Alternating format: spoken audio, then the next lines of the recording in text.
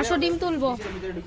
তোমরা সবাই জানো যে আমাদের বাড়িতে অনেক হাঁস মুরগি আছে। ঘুম থেকে উঠে দেখলাম সেই মুরগির মধ্যে একটা বড়ান মুরগি ডিম পেড়েছে। তবে আর কি, লাখ তো খুলেই গেল। বাজারে যা ডিমের দাম, বাড়িতে মুরগি পুষে ডিম খাওয়া অনেক ভালো। আমাদের বাড়িতে কিন্তু 14টা মুরগি আর 8টা হাঁস রয়েছে, আরো ছিল 3টে যারা মারা গেছে। শুধু মুরগি নয়, হাঁসেও ডিম পেড়েছে। চলো তোমাদেরকে দেখাই। তবে ডিমটার গায়ে অনেক নোংরা লাগানো ছিল, যে কারণে ডিমটাকে ঢেকে ধুয়ে দিয়েছি। স্নান করার আগে ধুয়ে ফেলে দেখো ডিমগুলোকে নিয়ে চলে এসেছি। জানো তো, কষ্টের ফল যদি পাওয়া যায় না, খুব আনন্দ লাগে। আমি এই গাছটাকে অনেক দিন আগে লাগিয়েছিলাম, ভেবেছিলাম হয়তো বাঁচবে না, কিন্তু দেখো গোবর সার চা পাতা দিয়ে গাছটাকে কত সুন্দর বড় করে তোলার পর কালকে সকালে যখন ছাদে জল দিচ্ছিলাম, দেখি হঠাৎ করে যে একটা লঙ্কা ধরেছে। এই লঙ্কাটাকে আমরা বোম্বাই লঙ্কা বলে থাকি, তোমরা কি বলো সেটা আমাকে কমেন্টে জানিও। কিন্তু গাছটাতে দেখো আরো কয়েকটা ফুল ধরেছে, আরো কতগুলো লঙ্কা হবে। লঙ্কাটাকে কিন্তু আজ আমি তুলবো না, আজকে এটা এখানে রেখে দেবো, 2 দিন পরে গিয়ে তুলবো, তাহলে দেখবে ওটা খেতে ভালো লাগবে। এই লঙ্কাগুলো